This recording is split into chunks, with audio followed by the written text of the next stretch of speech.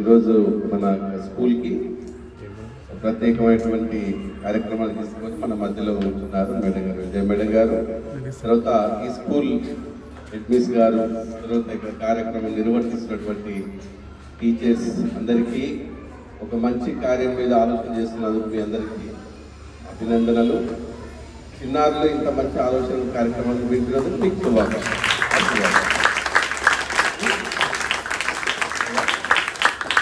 ఒక్క చెట్టు మన పక్కన ఉంది, రేల చెట్టు అంటాం దీన్ని. ఒక్క చెట్టు మనలా ఎంత అంటే ఈ స్కూల్ మొత్తాన్ని మనం సమ్మర్లో దీని వాల్యూ ఏంటో తెలుస్తుంది మనకు.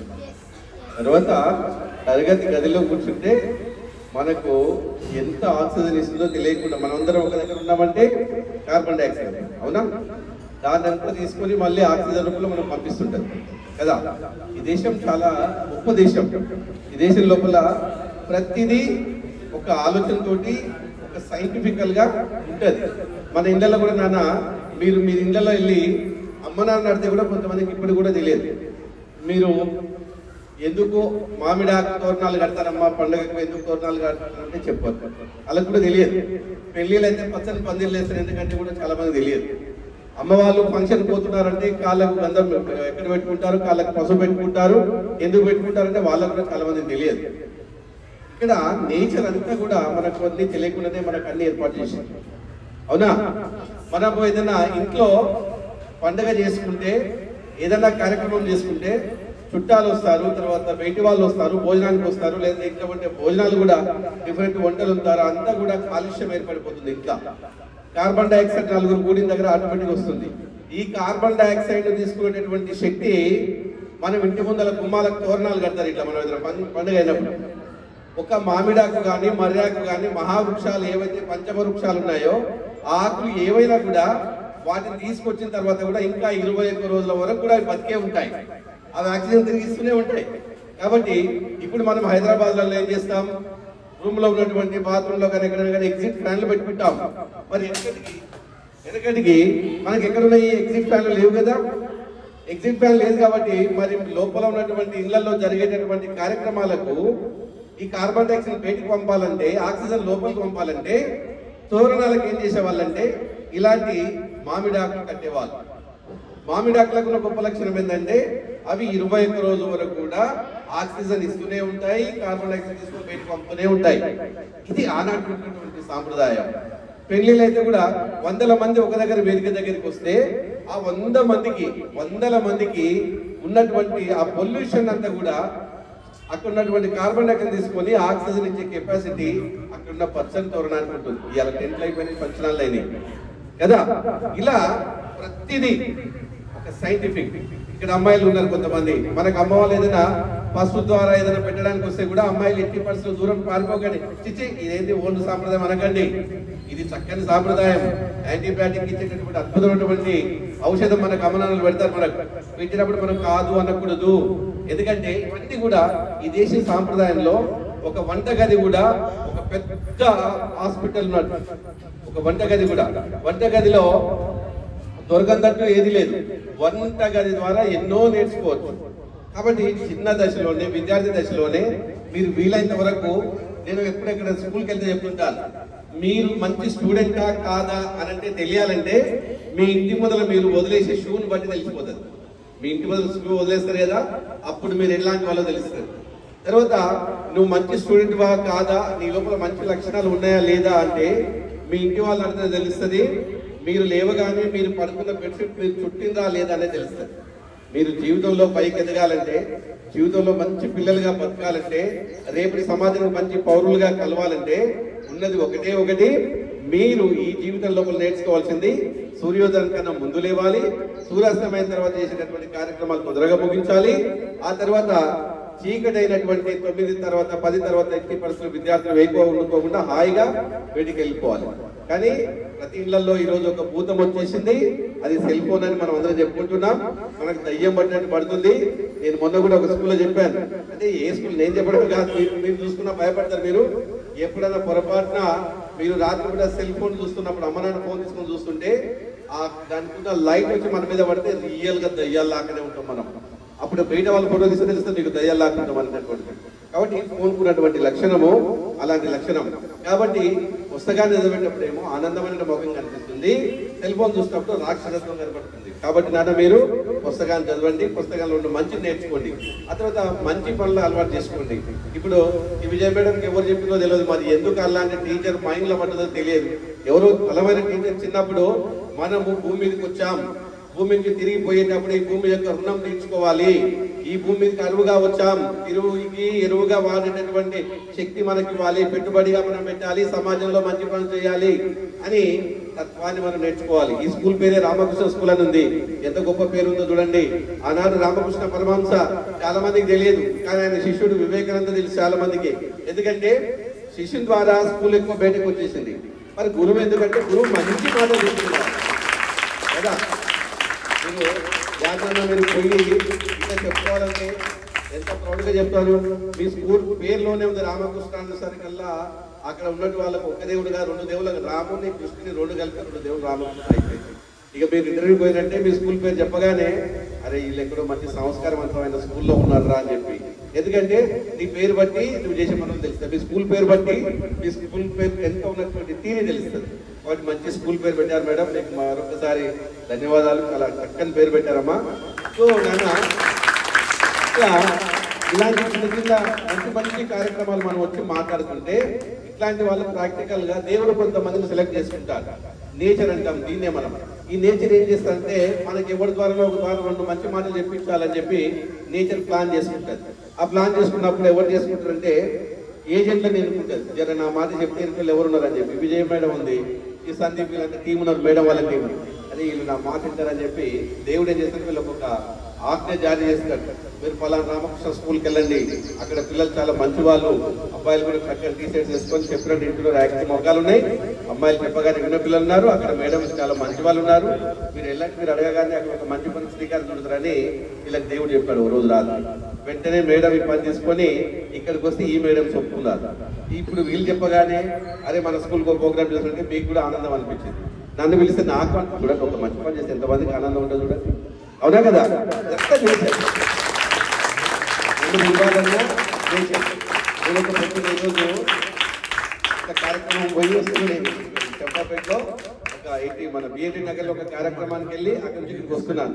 సందీప్ ఫోన్ చేసిండు, నాకు మా కాలేజీలో కూడా ఒక ప్రోగ్రామ్ ఉంది ఇప్పుడు, అయినా కూడా విజయ్ మేడం వచ్చింది, ఇక్కడ ఏదో ఒక మంచి పని జరుగుతుందంటే దట్టు నేను మీలాగా చిన్నప్పుడు ఒక మంచి టీచర్ నాకు బాగా చదువు చెప్పాడు, పర్యావరణం మీద చాలా చక్కగా చెప్పాడు. కాబట్టి నేను చిన్నప్పుడు మీలాగా ఎదురుగా కూర్చొని ఇట్లా మంచిగా విన్నాను. కాబట్టి నాకు ఒక మంచి టీచర్ ఇట్లాంటి టీచర్లు చెప్పారు. కాబట్టి నేను పర్యావరణం మీద పనిచేస్తున్నాను.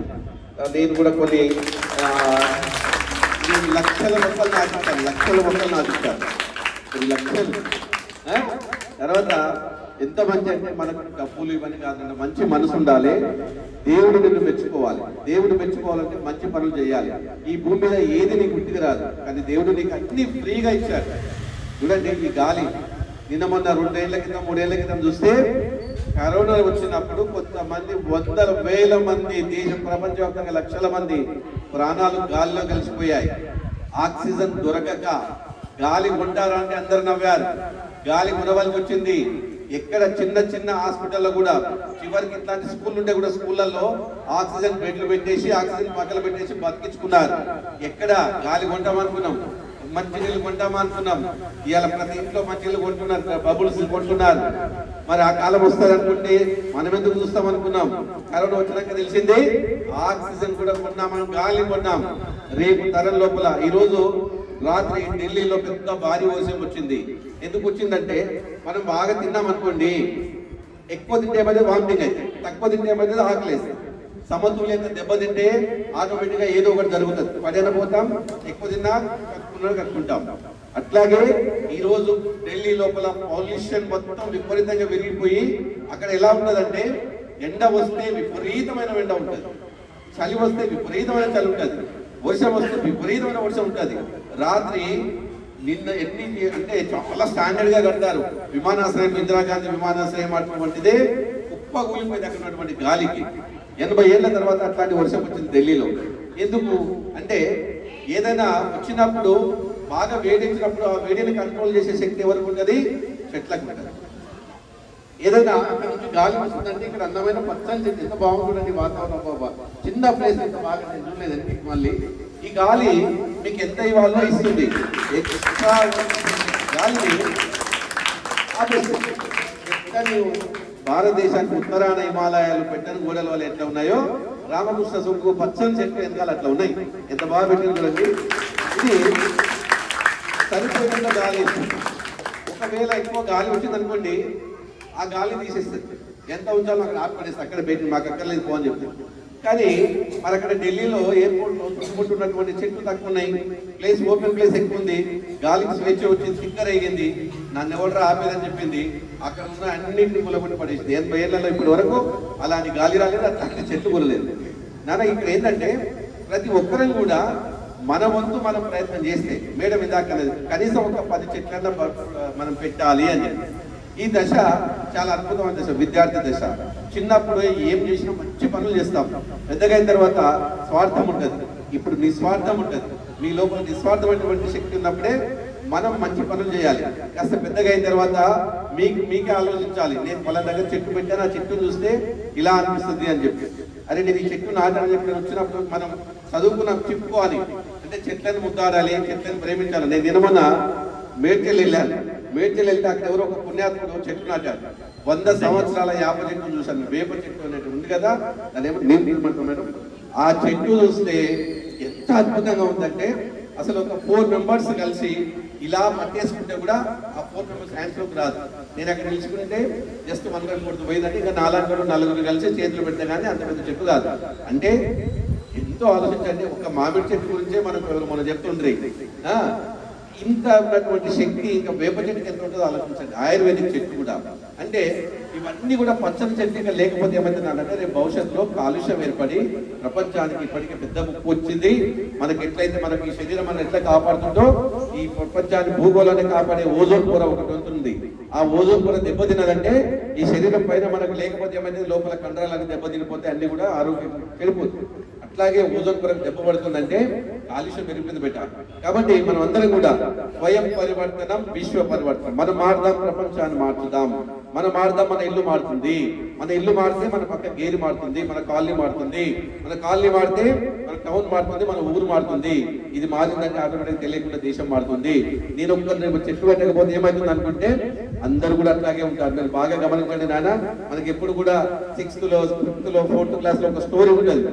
ఒక రోజు ఒక రాజు ఏమన్నాడట, అందరూ కూడా పొద్దున్నే పాలు తీసుకొచ్చి ఈ పాలెంలో పోయండి అన్నారట. అందులో ఉన్నటువంటి దాంట్లో ఆ కడవలో పోయిందంటే అందరూ కడవలు తీసుకొని పాలు అందరు మనసు అనుకున్నారట. అందరు పాలు తీసుకుని నేను ఒక్క నీళ్ళు తీసుకుని ఏమవుతుంది అనుకుని ఒక ఆయన నీళ్ళు తీసుకొని పోయారు. ప్రతి ఒక్కరు కూడా అట్లే అనుకుని ఏం చేసినట్ట ఆ గడవ మొత్తం ఏమైందంటే అందరు నీళ్ళే పోతారు. రాజు చూస్తే ఏముందంటే అక్కడ ఎవ్వరూ పాలు పోయలేదు. చూసారా, ఒక్కరు దుర్మార్గం ఆలోచన చేస్తే మిగతా వాళ్ళ దుర్మార్గం ఆలోచన ఉంటాయి. ఒక సన్మార్గమైనటువంటి ఆలోచన చేస్తే అన్ని సన్మార్గంలోనే వెళ్ళిపోతాం. నాన్న మీరు అందుకోసం ఏం చేయాలంటే మీరే మాట్లాడండి, మీరే ఆలోచన చేసుకోండి. ఇంతకు అబ్బాయి చాలా అద్భుతంగా చెప్పాడు. ప్రతిరోజు స్వామి వివేకానంద ఏమంటాడంటే నేనేమన్నా ఈరోజు మంచి పని చేశానా అని నువ్వు మాట్లాడుకోవాలి. ఏమైనా చెడ్డ పని చేశానా, ఎవరు లేని లోపలికి వెళ్ళి చంపకి పటా కొట్టుకోవాలి. నేను ఇలా తప్పు పని చేసి ఇట్లా చేయొద్దని చెప్పి మంచి పని ఉంటాయి కదా. మేడంలో వచ్చి అరే నువ్వు ఎంత బాగా చేసినవరా, ఈ చెట్టుకు వచ్చి నీళ్లు పోసినవరా, ఈ చెట్లను చూసినవరా అని నేను శబాష్ అవసరము మేడం అనలేదనుకో, మనం లోపలికి పోవాలి, రూమ్లో పోవాలి, అక్కడెక్కడ ఇవ్వలేదు చూడాలి. వెరీ గుడ్, శబాష్ అని మనమే కొట్టుకోవాలి. అవునా కదా? మంచి పని చేస్తే మనమే మెచ్చుకోవాలి, చెడ్డ పని చేస్తే కూడా మనమే కొట్టుకోవాలి కదా. అప్పుడు ఎవరితో టెన్షన్ ఉండదు మనకి. కానీ నీవేం చేస్తున్నావో నీ అంతరాత్మకి తెలుసు.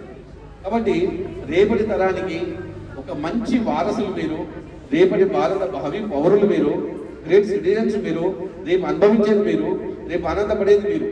మీరు ఇంకొక 4 చెప్పండి. మీరు ఇంకొక 4 చెట్లు నాటించండి. నువ్వు 10 చెట్లు నాటితే నీ ఫ్రెండ్స్ ఇంకొక 4 కలిస్తే ఇద్దరు కలిసి మీ 5 మంది కలిసి 50 చెట్లు నాటుతారు. 50 చెట్లు నాటితే ఈ దేశానికి మీరు ఎంత రక్షణ ఇచ్చిన వాళ్ళు ఆలోచించండి.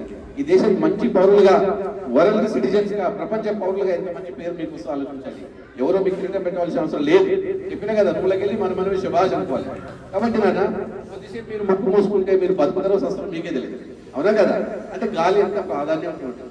వచ్చే గాలి అంత ప్రాధాన్యం లేకపోతే ఈరోజు హాస్పిటల్స్ ఎక్కడైనా పోతే నాకు చాలా బాధాకరం ఏంటంటే హైదరాబాద్ లో మీ ఇల్లు ఎక్కడుందనంటే ఎంత ఈజీగా చెప్తారంటే పల్లెలో పోతే చాలా బాగా చెప్తారు. పల్లెలకు వెళ్తే ఏమని చెప్తారంటే ఫలాని వేప చెట్టు ఉంటుంది, ఆ వేప చెట్టు నుంచి కొంచెం రైట్కి మళ్ళీ కొంచెం ముందు పోయినాక తుమ్మ చెట్టు ఉంటుంది, ఆ తుమ్మ చెట్టు స్ట్రేట్ గా పోతే అక్కడే ఒక గన్నెర చెట్టు ఆయిల్లే వాళ్ళని చెప్తారు.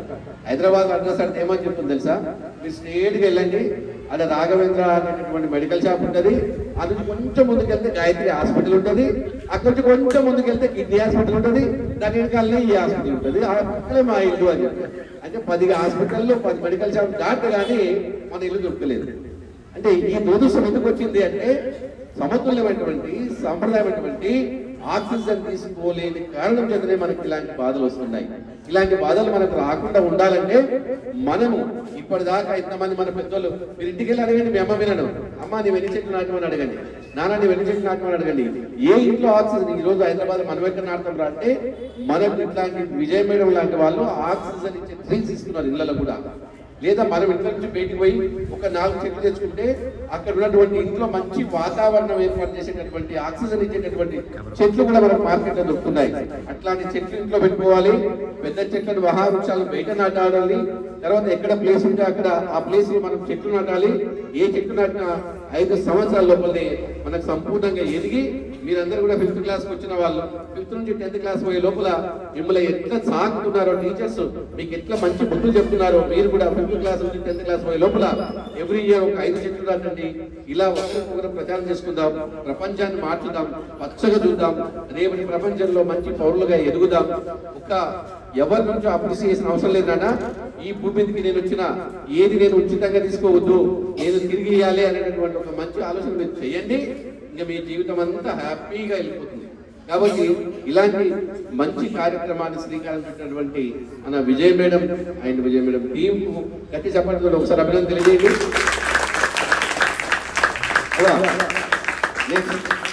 మంచి నాకు ఏంటంటే ఇంతమంది నేను చాలా రోజుల తర్వాత ఒక మంచి స్కూల్ పేరిన మీరందరూ కూడా ఒకసారి చేతులు పైకెత్తండి. ఈ స్కూల్ వల్లే కదా ఓకే ఇంత మంచి పేరున్న స్కూల్కి వచ్చి మీరు చదువుతున్నందుకు నాకు చాలా ఆనందంగా ఉంది. మిమ్మల్ని అందరికీ శుభాశనాలు ఉంది. ఒకసారి చెయ్యి బాగా పైకెత్తండి, ఇంకా బ్యాగ్ తిప్పండి, ఇట్లా బ్యాగ్ తిప్పండి, Thippara bag Thippara right, bag తీసుకోండి, ఇంకా బెండ్ చేయండి రైట్, శబాష్ పెట్టేసేయండి ఇక ఓకేనా. చలో that Ramakrishna okay. Once again ఇంత మంచి కార్యక్రమంలో మమ్మల్ని భాగస్వామ్యం చేసినందుకు విజయ మేడం గారికి, ప్రిన్సిపల్ మేడం గారికి, ఇక్కడ teachers and Vijaya madam team అందరూ కూడా అభినందనలు తెలియజేస్తూ మీరందరూ కూడా మీకు ఇచ్చే మొక్కలు ఏవైతే ఉన్నాయో ఈ రోజు మేడం ఎంత కష్టపడి ఇక్కడ చెట్లు తీసుకొచ్చింది, మేడం ఎంతో ఖర్చు పెట్టి చెట్లు తీసుకొచ్చింది, వాటిని మనం అందరం కూడా కాపాడుదాం. ప్రపంచాన్ని మనమే కాపాడాలన్న బాధ్యత మీ భుజస్కంధాలపై తీసుకోండి. ఎస్ నేను అనేటటువంటి ఆలోచన చేయండి. నేను నాటుతున్నాను, నేను పెంచుతున్నాను అనేటటువంటి ఒక సంకల్పం తీసుకోండి. ఖచ్చితంగా మీరు పెంచుతారు. అట్లాంటి మేము చూసాము, మేము పెంచాము. ఇవాళ మీరు మొన్న కూడా మా మేడం చూపించాను. నేను చేసినటువంటి ఒక చిన్న నేను చేయలే, మీలాంటి పిల్లలు చేశారు. 6th క్లాస్ 5th క్లాస్ పిల్లలు చేస్తే, 4th క్లాస్ 3rd క్లాస్ పిల్లలు చేస్తే ఒక స్కూల్లో 290 మొక్కలు నాటితే 290 మొక్కలు 290 మంది స్టూడెంట్స్ ఒక్కొక్కరు ఒక మొక్కను బతికిస్తే అది ప్రపంచానికి పుట్టినరోజు సంవత్సరం తర్వాత వాళ్ళు చేస్తే ఈరోజు పుస్తకాలలో ఆ యొక్క లెసనే ఉంది. ఈరోజు ఆలోచించండి. కాబట్టి మీరందరూ కూడా ఈ మంచి పని చేసి మీ స్కూల్లో మంచి మొక్కలు నాటి మేడం అనుకున్న కార్యక్రమాల్లో ఆమె చేసినటువంటి ఆశయం ఏదైతే ఉందో ఆ ఆశయంలో మీరు అడుగులేయండి, ఆశయాన్ని నెరవేర్చండి. Thank you very much.